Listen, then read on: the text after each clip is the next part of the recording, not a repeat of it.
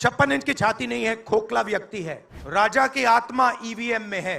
मैं आपको बता रहा हूं, ईवीएम के बिना नरेंद्र मोदी चुनाव नहीं जीत सकता है। वोट मशीन में नहीं है, वोट कागज में है। इलेक्शन कमीशन कहता है नहीं, कागज की गिनती नहीं होगी। लोग सोचते हैं कि हम सब एक राजनीतिक दल के खिलाफ लड़ रहे हैं। देश भी सोचता है कि ये जो नेता स्टेज पे बैठे हैं अलग अलग पॉलिटिकल पार्टी से हैं, ये एक राजनीतिक पार्टी से लड़ रहे हैं। ये सच नहीं है, ये गलत है। हम राजनीतिक पार्टी से नहीं लड़ रहे हैं और ये समझने की जरूरत है। हिंदुस्तान के युवाओं को यह बात समझनी होगी। कोई और कहता है ये सब लोग एक व्यक्ति के खिलाफ लड़ रहे हैं, नरेंद्र मोदी के खिलाफ लड़ रहे हैं। नहीं, हम एक व्यक्ति के खिलाफ भी नहीं लड़ रहे हैं। ना हम बीजेपी के खिलाफ लड़ रहे हैं, ना हम एक व्यक्ति के खिलाफ लड़ रहे हैं। एक व्यक्ति को चेहरा बनाकर ऊपर डाल रखा है।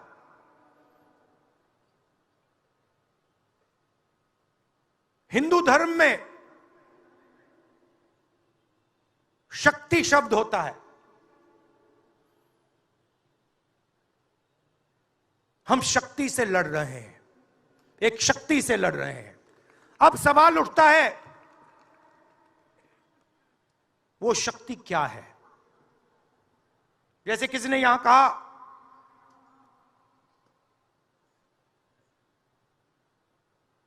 राजा की आत्मा ईवीएम में है। सही है, सही है।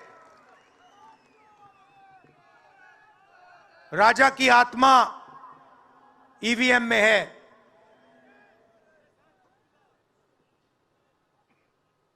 हिंदुस्तान की हर संस्था में है,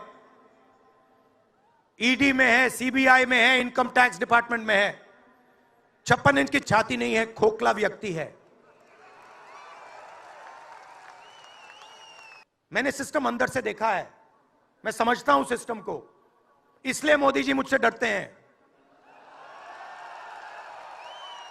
सब कुछ देखा है मैंने, सब समझता हूं। मैं अंदर बैठता था उसमें, सालों में अंदर बैठा हूं। कोई नहीं छुप सकता मुझसे और मुझे दबा भी नहीं सकते हैं। मोदी जी को दबा सकते हैं। मैं आपको बता रहा हूं, ईवीएम के बिना नरेंद्र मोदी चुनाव नहीं जीत सकता है।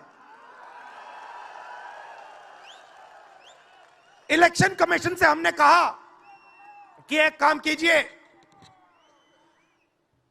विपक्ष की पार्टी को ये मशीनें दिखा दीजिए, खोल के हमें दिखा दीजिए ये कैसे चलती हैं। हमारे एक्सपर्ट्स को दिखा दीजिए। इलेक्शन कमीशन नहीं दिखाता। फिर हमने कहा देखिए, इसमें से कागज निकलता है। वोट मशीन में नहीं है, वोट कागज में है। ठीक है, आप मशीन चलाइए मगर कागज की भी गिनती कर दीजिए। इलेक्शन कमीशन कहता है नहीं, कागज की गिनती नहीं होगी। क्यों नहीं होगी? कैसे नहीं होगी?